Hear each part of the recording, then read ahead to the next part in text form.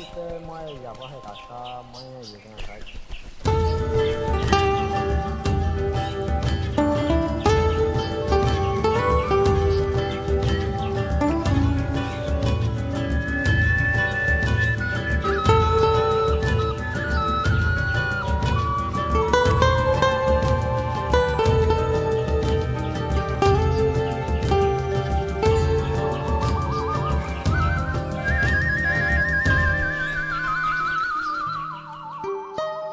Pois é, todo mundo pensa que sempre houve no mundo estrelas pisca-pisca. Mas é erro. Antes, os índios olhavam de noite para o céu escuro e bem escuro estava esse céu, um negror.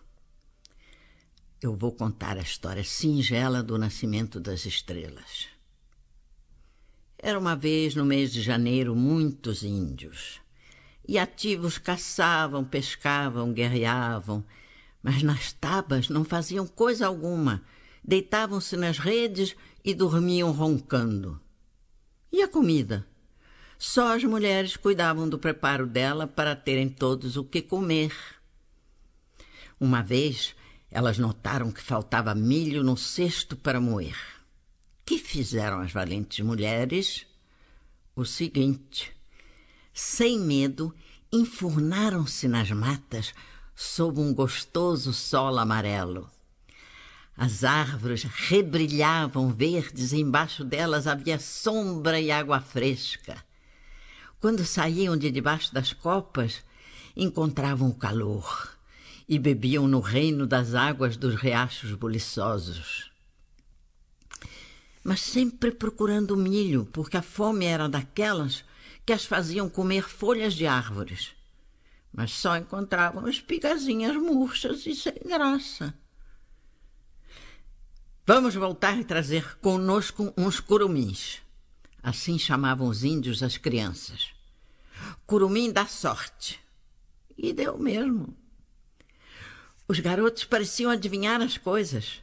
Foram retinho em frente e numa clareira da floresta, eis um milharal viçoso crescendo alto. As índias, maravilhadas, disseram: toca colher tanta espiga! Mas os garotinhos também colheram muitas. E fugiram das mães, voltando à taba e pedindo à avó que lhes fizesse um bolo de milho. A avó assim fez. E os curumins se encheram de bolo que logo se acabou. Só então tiveram medo das mães que reclamariam por eles comerem tanto. Podiam esconder numa caverna a avó e o papagaio, porque os dois contariam tudo. Mas e se as mães dessem falta da avó e do papagaio tagarela?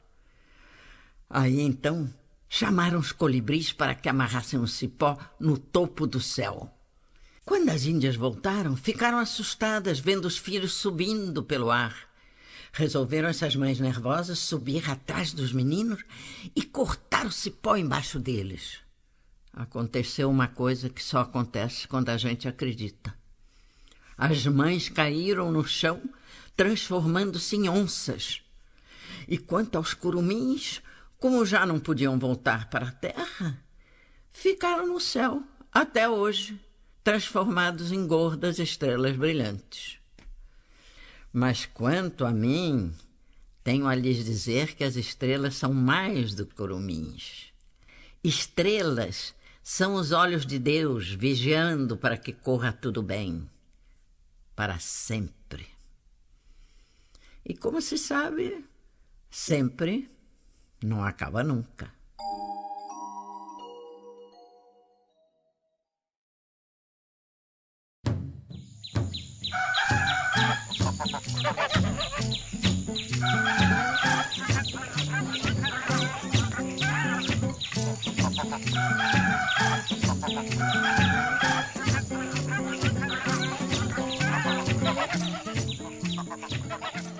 Não é que na véspera do carnaval houve no céu uma festa para os bichos da selva?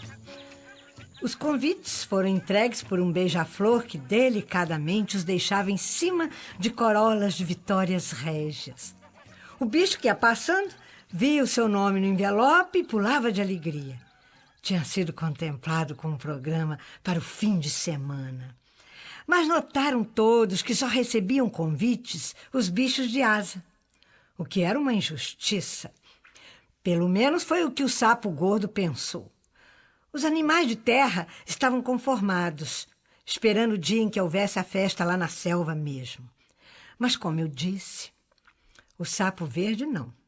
Todos riam dele e de suas reclamações coachadas inúteis. Ele aproveitou o fim manso de tarde para gritar bem alto e ser bem ouvido. Eu também vou! Os pássaros caçoaram e perguntaram: cadê tuas asas, bicho feio? Foi então que pensou: devo consultar quem é igual a mim, porém mais velho.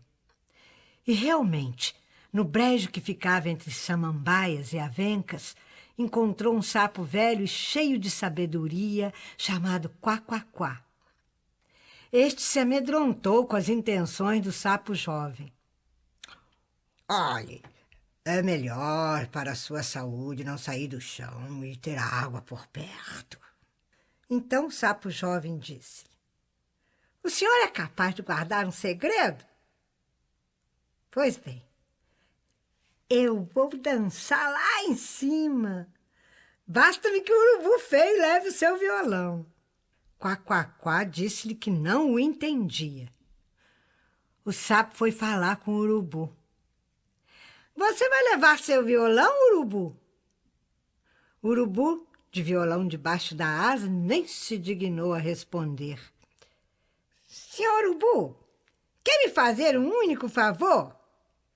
O de ver se eu estou naquela esquina? O urubu, meio burro, replicou que já que era um só favor, ele iria. E não carregou o violão. O sapo, mais que depressa, entrou no violão e ficou bem quieto, embora tivesse uma vontade louca de fumar. O urubu voltou para lhe dizer que não o havia encontrado na esquina. Mas cadê o sapo? Sumira, pensou. E pensou: agora vou para o céu. Para encurtar a história, o sapo dentro do violão chegou ao céu e mais do que depressa pulou para fora e começou a dançar todo feliz. Os pássaros se espantaram, perguntaram ao senhor sapo como havia chegado. Mas a alma do negócio é o segredo e o sapo só respondeu malcriado: é que eu me arranjo sempre. E entrou de novo sorrateiro no violão para ir embora. Mas o urubu percebeu a coisa e ficou raivoso. Espertinho, não é? Pois agora mesmo é que você vai voar. Eu vou te soltar no ar. Então o sapo pediu todo manhoso: está vendo aquela pedra, aquele lago? Ah, pelo amor de Deus, deixa eu cair na pedra, porque se eu cair no lago, eu me afogo. Pois é no lago que eu vou te largar para você morrer. O sapo, bem feliz, caiu no lago e salvou-se. Moral da festa? Bem, não houve.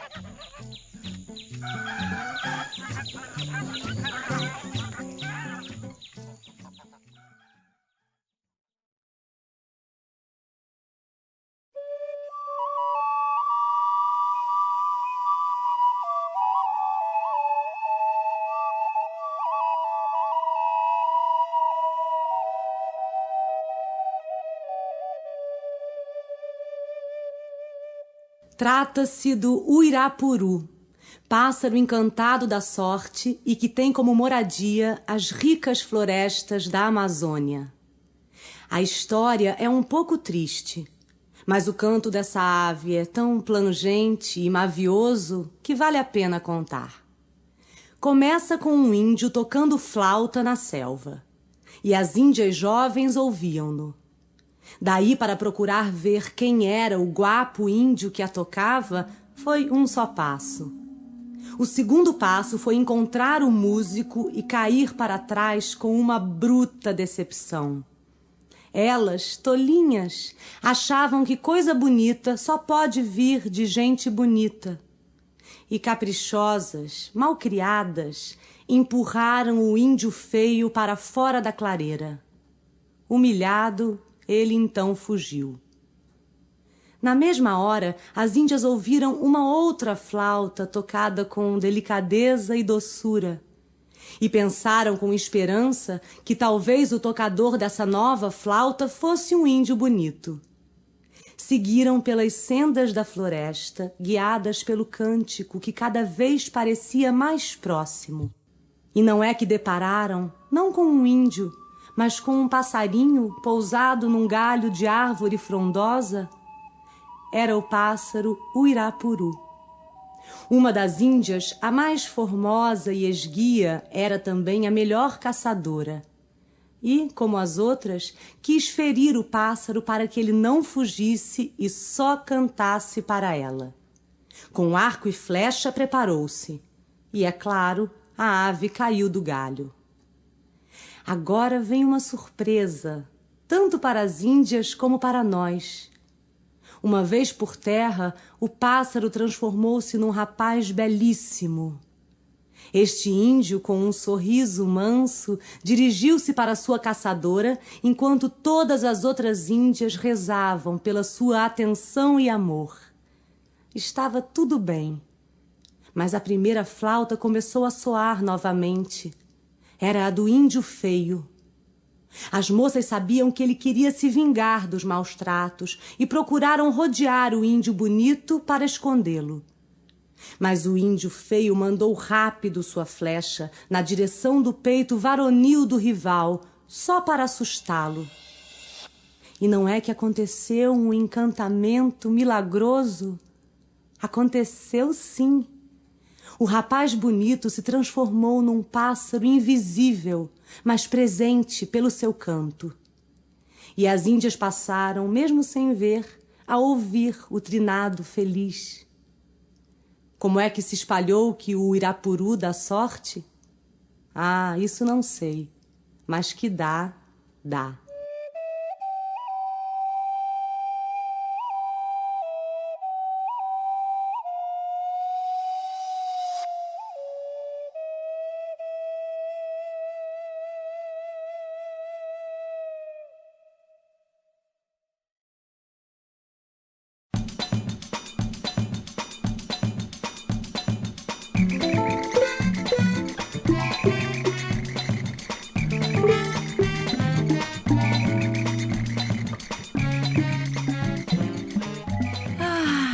Mês de abril, que delícia de existir.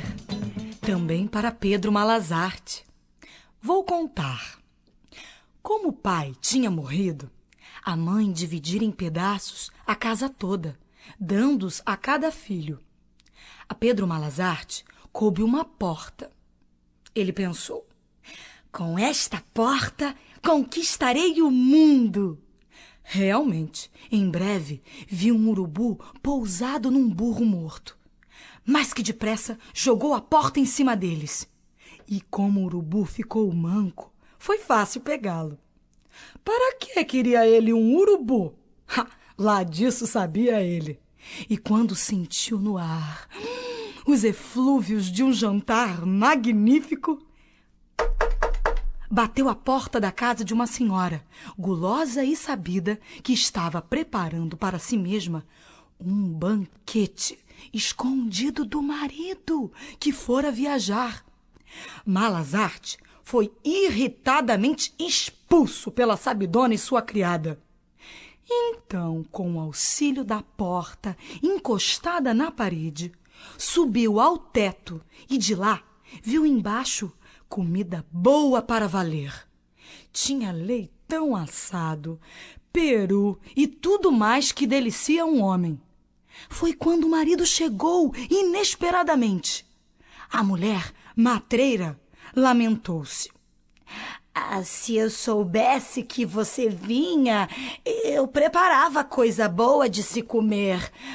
Mas como não te esperava, eu só tenho carne seca, feijão ralo e farinha morrinhenta. Aí, Malazarte apresentou-se de novo com seu urubu. sabendo que o marido não lhe recusaria um pouco do minguado jantar. Mal começara a comer, quando Malazarte deu, bem disfarçado, uma cutucada no urubu, que gemeu. Por que é que ele está se lamentando? Perguntou o dono da casa. Ah, está me dizendo umas novidades, respondeu Malazarte. É que o meu urubu, ao contrário dos outros, fala e está me contando que sua mulher lhe guardou um leitãozinho assado de surpresa. A mulher teve medo de Malazarte e disse: Urubu danado, estragou a surpresa. Eu tenho mesmo esse leitãozinho para você. Daqui a pouco, o urubu gemeu de novo, o que fez Malazarte dizer: Urubu intrometido, para de me contar. O que é que ele está contando? Que tem peru recheado. Meu maridinho, essa era outra surpresa que o urubu desaforado estragou. Mas como um pouco deste peru e tenho doces, frutas, bebidas. Como era 1º de abril, dia de se enganar os outros, Malazarte vendeu falsamente o precioso urubu ao dono da casa, para lhe servir de espião. Bem alimentado, Malazarte prosseguiu o caminho com a porta debaixo do braço. Moral: mais vale uma porta desvalida e esperteza de Malazarte que uma casa inteira para quem não tem arte.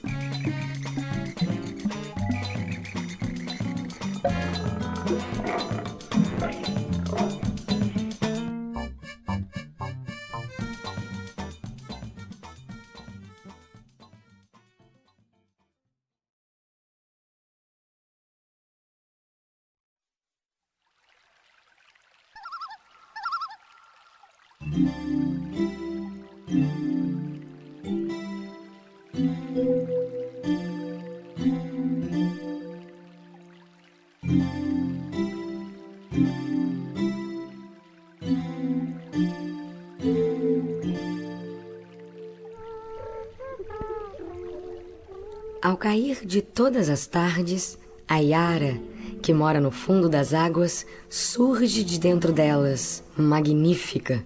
Com flores aquáticas enfeita então os cabelos negros e brinca com os peixinhos de escapole. Mas no mês de maio, ela aparece ao pôr do sol para arranjar noivo. As mães se preocupam com seus filhos varões, sabedoras de que a Yara quer noivos. Mas para os filhos, Yara é a tentação da aventura, pois há rapazes que gostam de perigo. À medida que a Yara canta, mais inquietos e atraídos ficam os moços que, no entanto, não ousam a se arriscar. Sim, mas houve um dia um tapuia sonhador e arrojado. Pensativamente estava pescando e esqueceu-se de que o dia estava acabando e que as águas já se amansavam. Foi quando pensou: acho que estou tendo uma ilusão, porque a morena Yara, de olhos pretos e faiscantes, erguera-se das águas. O tapuia teve o medo que todo o mundo tem das sereias arriscadas, largou a canoa e correu a abrigar-se na taba. Mas de que adiantava fugir, se o feitiço da flor das águas já o enovelara todo? Lembrava-se do fascínio de seu cantarolar e sofria de saudade. A mãe do tapuia adivinhara o que acontecia com o filho.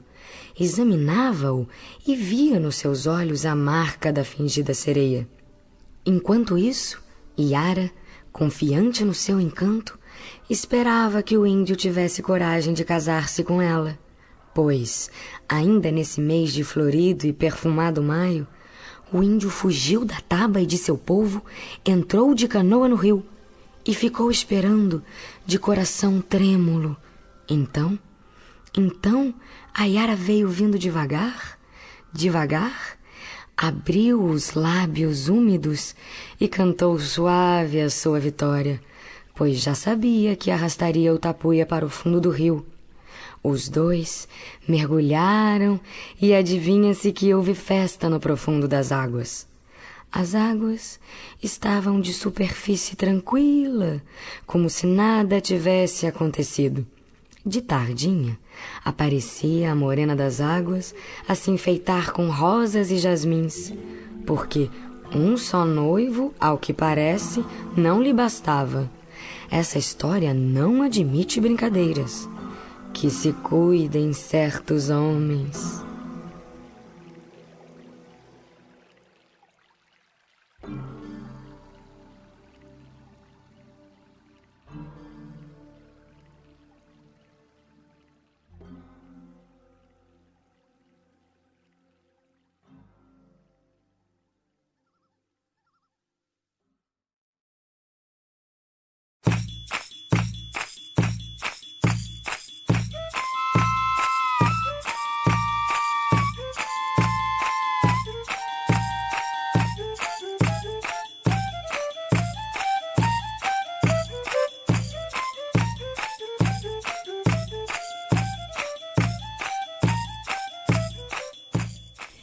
Estamos no mês de junho. As fogueiras de São João se acendem, balões sobem, já friozinho e aconchego. Dá para comer batata doce à meia-noite com café tinindo de quente. Mas me disseram que a festa não é só nossa. Pois não é que ia haver uma festa da bicharada na selva? E calculei que isso acontecesse no mês de nossos próprios folguedos. Pelo menos é o que garantem os índios da tribo Tembé. Foi assim. Os animais das matas até que estavam ocupados e calmos em relação a seus deveres, pois o dever do animal é existir. Mas eis senão, quando surgiu no ar um boato que logo se espalhou ao viçareiro num disque assanhado. Vinha esse boato trazido pelo canto do sabiá. Como o sabiá, a quanto se sabe, canta pelo mero prazer de cantar, ficaram os bichos em dúvida se era ou não verdade. E de repente começou a chover convite para tal festança. Quem convidava não dizia quem era, mas todos desconfiavam que a ideia vinha da rainha das selvas brasileiras, a onça manda-chuva que era. Todos os bichos foram convidados, garantindo-se que na ocasião seria abolida a ferocidade. Até a mãe coruja, que de tão séria e sábia até o óculos usava, foi convidada com seus filhotes. Quanto às filhas do macaco, doidas para namorar e enfim casar, enfeitaram-se tanto e com tantas bugigangas que pareciam pareciam umas verdadeiras macacas. E quem pensa que a cobra faltou por ser tão nojenta, está enganado. Apareceu fazendo salamaleques com o corpo escorregadio para chamar a atenção. A noite estava toda iluminada por milhares de vagalumes, pela lua silenciosa e pelas estrelas úmidas. Quanto à orquestra, fiquem certos que era da melhor qualidade. Uma turma de tucanos encarregou-se de tocar em valsa os mais belos grunhidos da mata. A bicharada estava acesa de alegria. O papagaio foi muito aplaudido quando berrou uma canção alegre, e as macacas casadoiras, penduradas pelos rabos nas árvores, estavam certas de que eram grandes bailarinas. Bem, a coisa estava no máximo de animação, mas a onça estava inquieta, doida para atacar. E como não fosse permitida nessa noite a carnificina, ela começou a ser feroz com a língua viperina. E então cantou: Dona Anta é gorda, roliça que nem uma porca e tem cor de rato. A anta danou-se e retirou-se. A onça, vendo que tinha tido sucesso, cantou uma ofensa horrível contra o jabuti, dizendo que este estava coberto de mosca varejeira. Tanto que o jabuti ofendido foi embora. Depois a onça falou: Vejam que decote indecente o das filhas do macaco. As macacas ficaram fulas da vida e só não saíram de lá porque a esperança de arranjar noivo é a última que acaba. Mas acontece que havia entre os animais o deus dos veados, Arapuá Tupana, que resolveu acabar com a empáfia da onça e, para vencê-la, pôs-se a cantar. Os bichos, sabendo que quando ouvissem morreriam, taparam os ouvidos. Arapuá Tupana, afinal, foi embora e a bicharada não morreu. Mas os animais haviam perdido o dom da fala. Ninguém se compreendia mais, e isso até o dia de hoje, porque grunhir ou cantar não diz nada. Tudo por causa da onça linguaruda.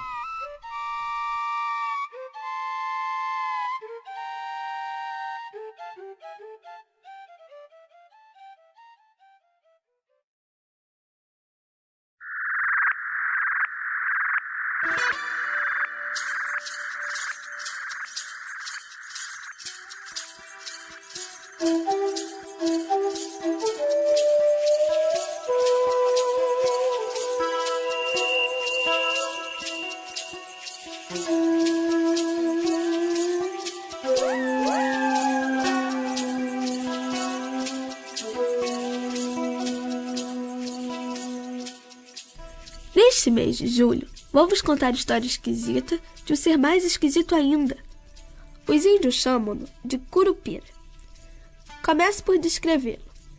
É feio que nem o tinhoso e peludo que nem o urso, mas pequeno. Já se viram dentes verdes? Pois o Curupira tem, sem falar nas orelhas agudas. Ele não é caranguejo, porém, seus pés são virados para trás como se ele fosse andar de marcha ré. Ninguém nunca sabe onde ele está. Fugindo sempre? Talvez. E de repente surge em assustadora aparição. Quando vai embora, não deixa rastro na terra. Só se ouve um sussurro na mata. Podem estar certos. É ele. E além do sussurro, ouvem-se as marteladas no tronco das árvores. É que, sem ninguém lhe mandar, ele as vigia para saber se aguentam tempestades e borrascas. Que ser misterioso, pois que também é sábio. Conhece, ao olhar apenas, as plantas que curam doença de bicho, porque ele protege os animais contra malefícios e caçadores. E faz tudo isso sem deixar marcas. Só fica no ar um perfume de mata virgem que é o seu. Mas o danadinho raramente auxilia pessoas. Esse pequeno moleque... Às vezes simpatiza com um ou outro caçador e logo convida para morar na floresta. Como Saci Pererê, também pede fumo. E, em troca do que lhe é dado, ensina os segredos da selva. Também sabe se vingar dos índios que, com flechas, ferem um bicho indefeso. Então o Curupira o atrai para caminhos sem fim e eis o caçador enganado, tonto e perdido. É verdade que pede antes ao caçador que não mate animais dos que vivem em grupo, porque o grupo ficará com saudade deles. Mas ai de nós se o índio não cede, não tem perdão do Curupira. Espalha fogo e quase deixa o índio bem assado. Os caçadores temem essa espécie de gnomo monstro e suas vinganças. Tudo o que ele pede, se não dão, atrai sorte ruim. Me dá fumo, diz o Curupira para o índio jangadeiro. E se se nega, a jangada é virada para o fundo das águas. Tem qualquer parentesco com Saci Pererê. Mas, enquanto se gosta de se divertir com os outros, com o Curupira não se brinca. Por exemplo, coitado de quem penetra na sua mata que lhe serve de casa. A vingança não tarda. Não se sabe explicar por que ele é tão bom com os bichos. E, se não está em guerra, vive muito bem nas profundezas distantes da floresta.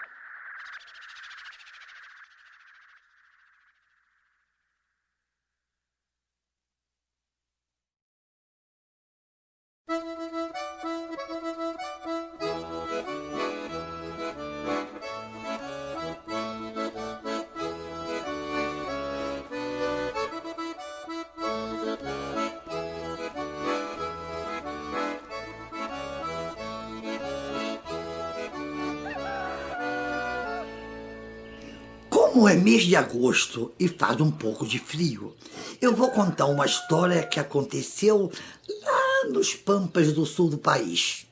Talvez em Pelotas.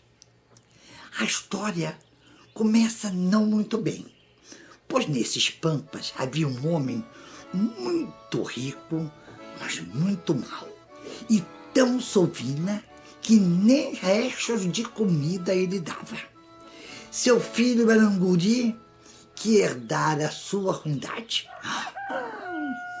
Esqueci de dizer que a história se passa no tempo da escravidão. E eu vou falar de um escravinho mais negro que carvão, chamado exatamente de Negrinho. Ele não conhecia pai nem mãe e dizia que Nossa Senhora era sua madrinha. Ah, coitado, apanhava do patrão e do filho dele que não era brincadeira. Esse homem ruim tinha um cavalo baio muito bonito e muito veloz. Então, um estancieiro vizinho desafiou dizendo: será que esse cavalo baio é bom na corrida? Já se sabe que quem ia montar o baio sem sela era um Negrinho, é claro.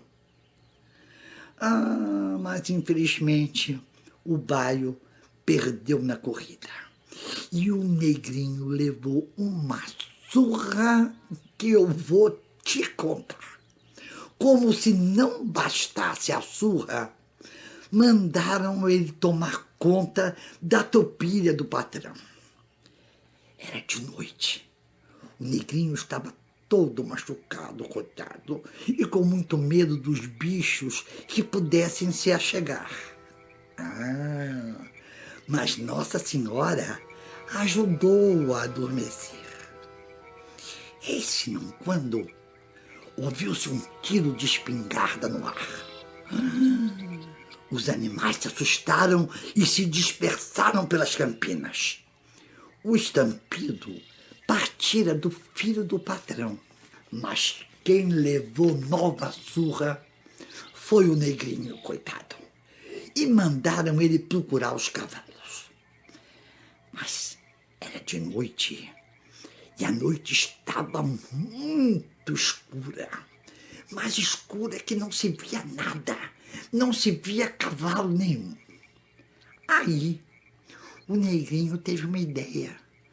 Pegou um pouco de vela que iluminava sua madrinha no oratório do homem ruim e correu pelas coxilhas, montado no baio, à procura dos cavalos dispersos. Ah, mas aconteceu um pequeno milagre. Cada vez que a vela abençoada pingava cera no chão, milhares de velinhas iam aparecendo para iluminar a noite. Uma coisa linda. Com esse grande auxílio, o Negrinho encontrou todos os cavalos e, como estava muito cansado, adormeceu. O homem ruim tinha raiva até do sono do Negrinho e mandou um outro escravo dar chicotadas no garoto e colocá-lo junto de um formigueiro só para chatear o menino. Passou-se um tempo e o patrão quis ver o moleque, que devia estar todo roído de formigas. Mas, junto do formigueiro, estava o Negrinho perfeitamente sadio, com o baio e a tropilha. Espantado, o homem ruim mais espantado ficou, porque viu junto do escravinho Nossa Senhora protegendo o Negrinho. O homem ruim se ajoelhou de medo e não de bondade. Quanto ao Negrinho, montado no baio, seguia corrida com a tropilha para sempre. É, para sempre. Para sempre quer dizer que até hoje continua a corrida. E quem quiser pode vê-lo. Quero dizer, se quiser, muito mesmo. Só que durante uns dias de cada ano, o negrinho some. Sabe por quê?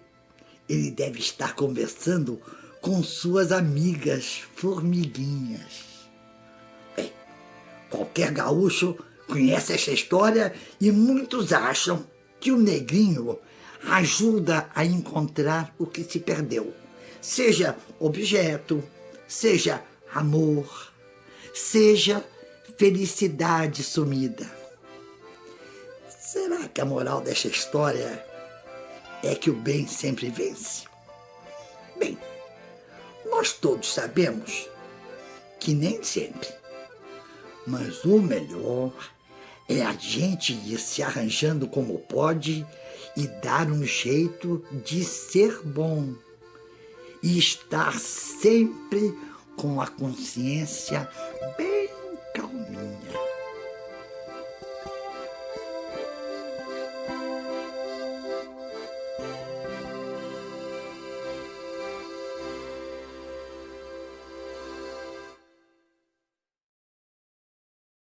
Bem, o jeito mesmo é começar fazendo uma confissão.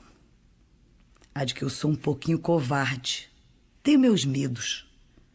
E você vai rir de mim quando souber de que é que receio tanto. Eu vou tomar uma bruta coragem e dizer de uma vez. Eu tenho tanto medo. É do Saci Pererê. Ai, que alívio de já ter confessado. E que vergonha. Só não juro que o Saci existe, porque não se deve ficar jurando à toa por aí. Você é provavelmente de cidade e não me acredita. Mas que nas matas tem Saci, lá isso tem.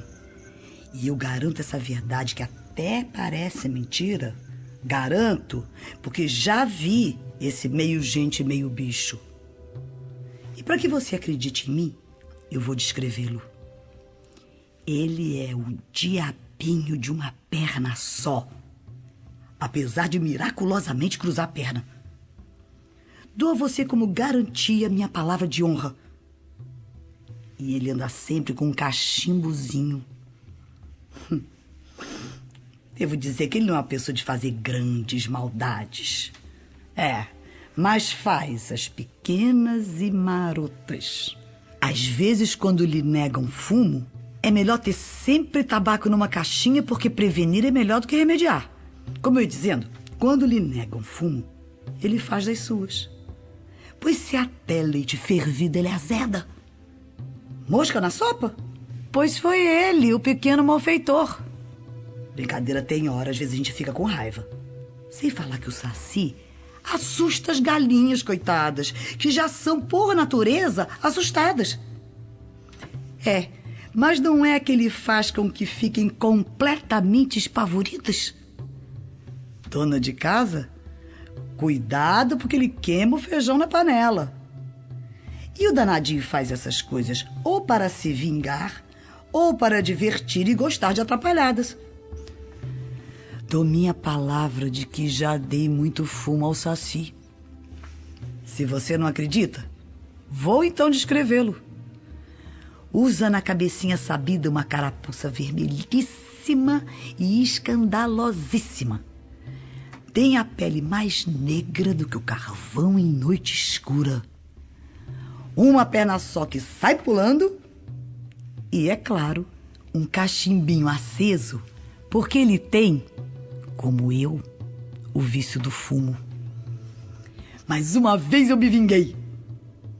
Quando ele me pediu fumo, dei, mas misturei ao tabaco um pouco de pólvora. Não demais, porque eu não queria matá-lo. E quando ele tirou a primeira tragada, foi aquele estrondo. Porque eu também sou um pouquinho Saci Pererê. Foi com ele mesmo que eu aprendi as manhas. Aviso ao Saci.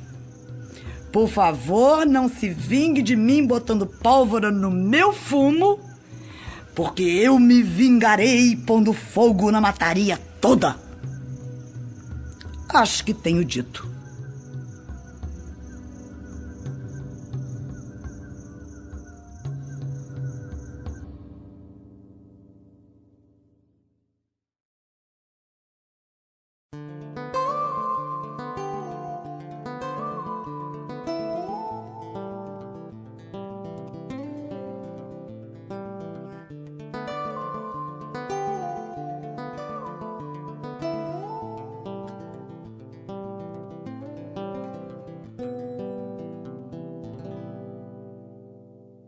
Neste mês, cai o Dia das Crianças. Além de brinquedos, por que não lhes contar sobre a fruta desconhecida? No tempo da nossa tataravó, simplesmente as árvores cresciam lindas, mas sem dar frutas. Além do mais, não havia boas raízes para um repasto bom. Como se pode imaginar, a fome graçava entre os bichos. Aí, como quem não quer nada, espalhou-se um boato. Na floresta amazônica crescia uma árvore especial. Árvore com dom de encantamento. Da fruta?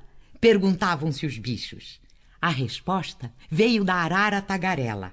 Dava fruta gostosa. Havia, porém, um mas. Para colher a fruta, era preciso conhecer antes o seu nome. Os bichos pensaram e resolveram perguntar o nome da árvore mágica a Tupã. Este não se fez de rogado. Olhem, o nome é Mussá. Mussá. Mussá. A anta começou a repetir e a repetir o nome pelo caminho, para não se esquecer. Mas encontrou uma velha egoísta que queria comer sozinha todas as frutas. Anta, amiga minha, quer trazer para mim uma mugá, mucungá, muculungá? A anta ficou pasma e atrapalhou-se quanto ao nome que vinha repetindo. O jeito era outro bicho pedir a Tupã o nome da fruta. Mal pensaram e logo agiram, obtendo o Coati, o nome esquecido. Mas também encontrou a velha maluca e se atrapalhou para valer. Depois foi a vez do macaco que ameaçou a velha. Esta, contudo, disse um nome qualquer para a fruta. Adeus, adeus memória de macaco. O jacaré também caiu na cilada. Chegou então a vez do jabuti, que tem casco de tartaruga. Foi perguntar a Tupã o abençoado nome. Tupã quis desiludi-lo. Você não é de nada com sua vagareza. A velha te pega antes que você dê 2 passos. O jabuti, porém, não desanimou. Confiava na sua esperteza, que era maior que a sua lentidão. Além do mais, era bicho insistente. Aprendeu o nome e tocou a sua flautinha, repetindo o nome e depois a mesma melodia. Aí, a velha foi se achegando sabida e gritou: Filhinho, também quero uma mugá, mucungá, muculungá. Mas o jabuti continuou dizendo: Mussa, mussa, mussa, mussa, mussa. Quanto mais a velha queria atrapalhar, mais o jabuti repetia o nome certo: Mussa, mussa, mussa. Fez-se de surdo e tocava a flautinha sem esquecer o que Tupã lhe ensinara. A velha ficou danada da vida e começou a bater no seu casco. Mas embaixo do casco o jabuti cantava: Mussá, mussá, mussá. Quem ficou atrapalhada foi a velha raivosa. O jabuti é bicho bom e ensinou o segredo aos outros animais. A fruta era uma delícia e a comilança foi grande. É claro que o jabuti regalou-se, mas tem uma coisa, ficou até hoje com o casco rachado por causa da surra que levou da velha.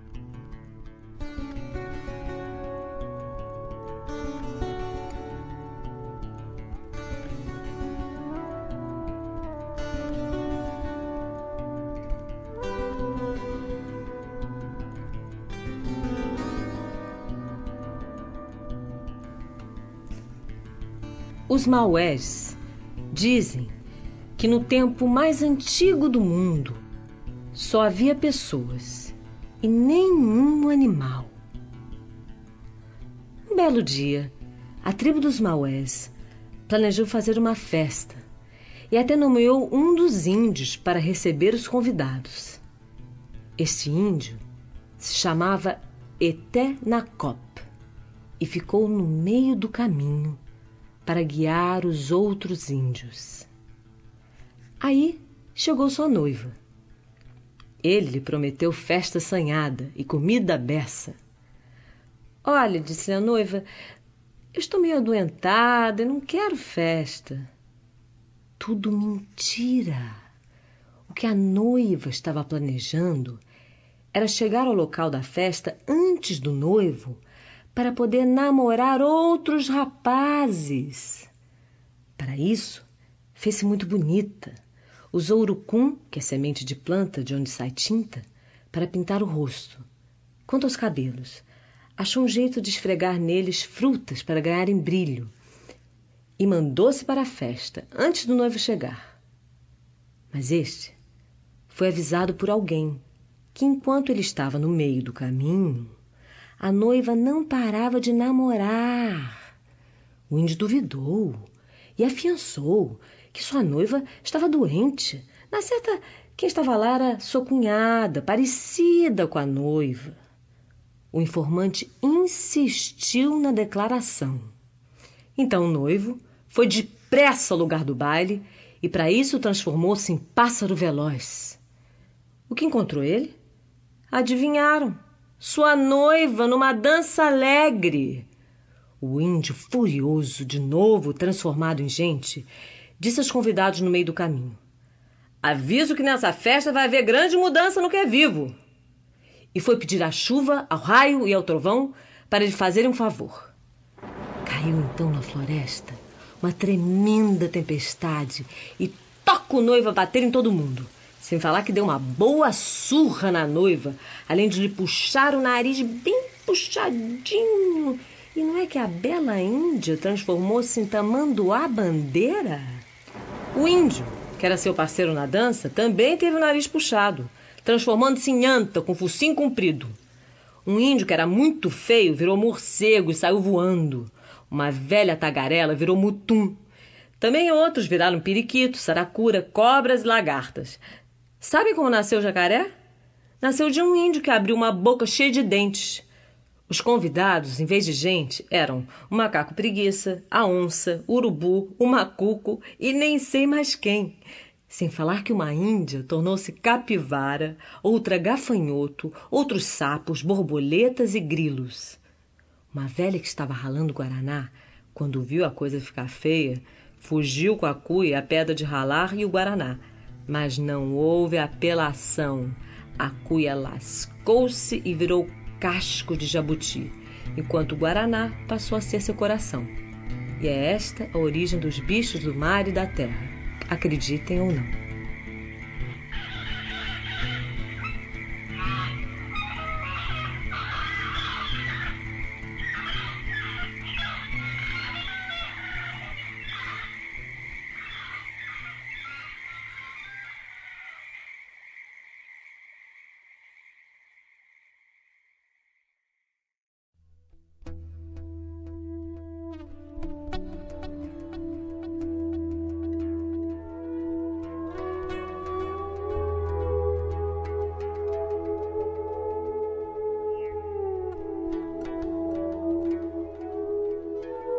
Na manjedoura estava calmo e bom.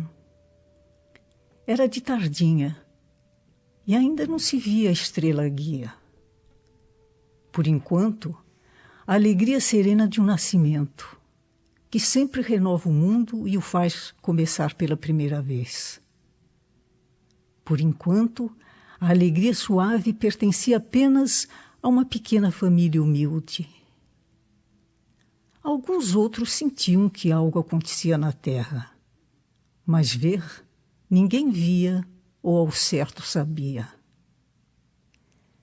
Na tarde já escurecida, na palha cor de ouro, tenro como um cordeiro, refugia o menino, tenro como o nosso filho. Bem de perto, a cara de um boi e outra de jumento olhavam, e esquentavam o ar com o hálito do corpo. Era depois do parto, e tudo úmido repousava, tudo úmido e morno respirava. Maria descansava o corpo cansado. Sua tarefa no mundo e diante dos povos e de Deus seria de cumprir seu destino. E ela agora repousava e olhava a criança doce. José, de longas barbas, ali sentado, meditava, apoiado no seu cajado. Seu destino, que era o de entender, se realizara. O destino da criança era o de nascer. Ouvia-se, como se fosse no meio da noite calada, aquela música de ar que cada um de nós já ouviu e de que é feito o silêncio. Era extremamente doce e sem melodia, mas feita de sons que poderiam se organizar em melodia, flutuante, ininterrupta. Os sons como 15.000 estrelas. A pequena família captava a mais primária vibração do ar. Como se o silêncio falasse. O silêncio do Deus grande falava. Era de um agudo suave, constante, sem arestas, todo atravessado por sons horizontais e oblíquos. Milhares de ressonâncias tinham a mesma altura e a mesma intensidade, a mesma ausência de pressa. Noite feliz, noite sagrada. E o destino dos bichos ali se fazia e refazia. O de amar sem saber que amavam. A doçura dos brutos compreendia a inocência dos meninos. E antes dos reis, presenteavam o nascido com o que possuíam, o olhar grande que eles têm e a tepidez do ventre que eles são. Este menino, que renasce em cada criança nascida, iria querer que fôssemos fraternos diante da nossa condição e diante de Deus. O menino iria se tornar homem e falaria. Hoje, em muitas casas do mundo, nasce um menino. E como se não bastasse, espouca no ar como champanhe o borbulhante Ano Novo.